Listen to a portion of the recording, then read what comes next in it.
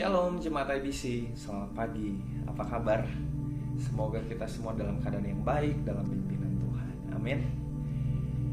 Dan mari pagi ini sebelum kita memulai hari ini, mari kita akan meminta pimpinan Roh Kudus belajar akan firman Tuhan yang akan melandasi hari ini.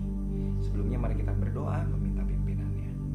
Tuhan Yesus yang baik, kami bersyukur Tuhan masih memberikan kami kesempatan sekali lagi untuk membuka mata kami, menjalani hari ini dan merasakan berbagai berkat jasmani rohani yang Tuhan sediakan bagi kami hari ini.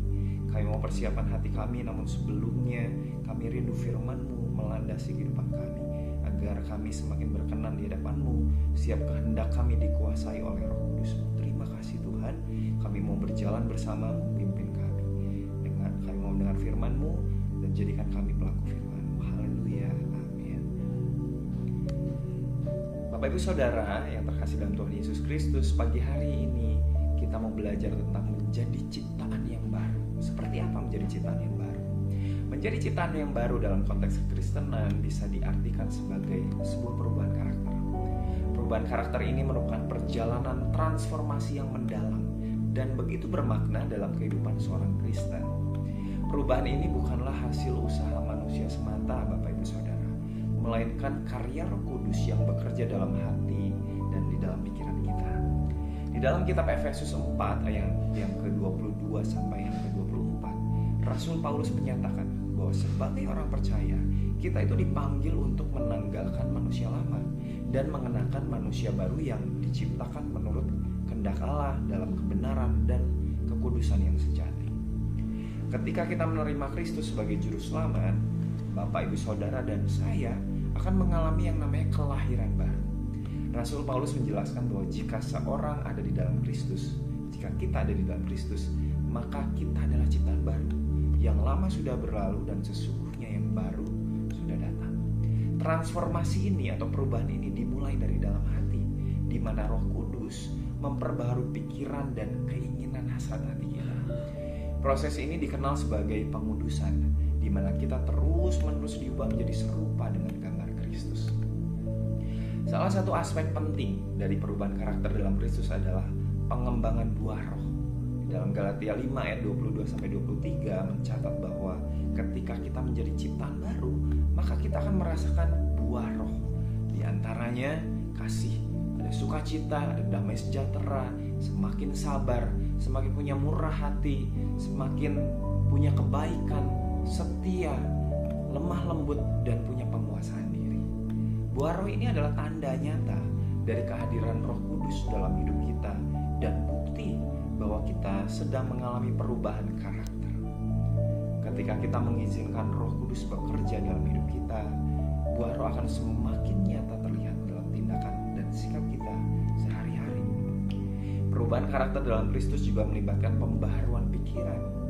Di dalam Roma 12 ayat 2 mengingatkan kita, janganlah kita menjadi serupa dengan dunia ini, tetapi marilah kita berubah oleh pembaharuan budi kita, sehingga kita dapat membedakan mana kehendak Allah, apa yang baik, yang berkenan pada Allah, dan yang sempurna. Pembaharuan pikiran berarti kita harus mengisi pikiran kita dengan firman Tuhan, merenungkan kebenarannya, dan tentu saja mengaplikasikannya, melakukannya dalam kehidupan kita sehari-hari. Ketika pikiran kita diperbaharui, sikap dan perilaku kita juga akan berubah sesuai dengan kehendak Allah. Selain itu, Bapak Ibu Saudara yang terkasih, perubahan karakter dalam Kristus memerlukan kerendahan hati dan tentu saja ketaatan. Tuhan Yesus sendiri memberikan teladan kerendahan hati yang sempurna dengan mengosongkan dirinya dan menjadi hamba yang taat sampai mati di kayu salib.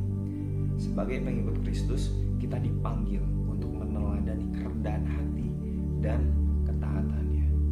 Kita harus bersedia melepaskan keinginan dan ambisi pribadi kita dan menyerahkan diri sepenuhnya kepada kehendak Tuhan. Proses perubahan karakter ini tidak selalu mudah, seringkali melibatkan tantangan serta ujian. Namun, kita dapat memiliki keyakinan bahwa Allah yang memulai pekerjaan yang baik dalam kita akan menyelesaikannya sampai pada akhirnya. Amin. Yes, itulah harapan kita di dalam Tuhan. Kita juga didukung oleh komunitas orang percaya yang dapat saling menguatkan, mengingatkan, mendoakan satu sama lain dalam perjalanan iman kita. Sudahkah Anda aktif dalam komunitas Anda, dalam komsel-komsel mungkin atau persekutuan? Silakan aktif ya. Dan sebagai kesimpulan, perubahan karakter dalam Kristus adalah perjalanan seumur hidup yang dipenuhi dengan pertumbuhan dan pembelajaran. Dengan mengandalkan kekuatan Roh Kudus, merenungkan firman Tuhan, dan meneladani Yesus dalam kerendahan hati dan ketaatan, maka kita akan semakin diubahkan menjadi serupa dengan Kristus. Di dalam proses ini, kita tidak hanya mengalami transformasi atau perubahan pribadi, tetapi juga kita menjadi saksi hidup bagi dunia tentang kuasa dan kasih Allah yang mengubahkan. Amin. Selamat menjalani kehidupan sebagai ciptaan baru. Tuhan Yesus memberkati.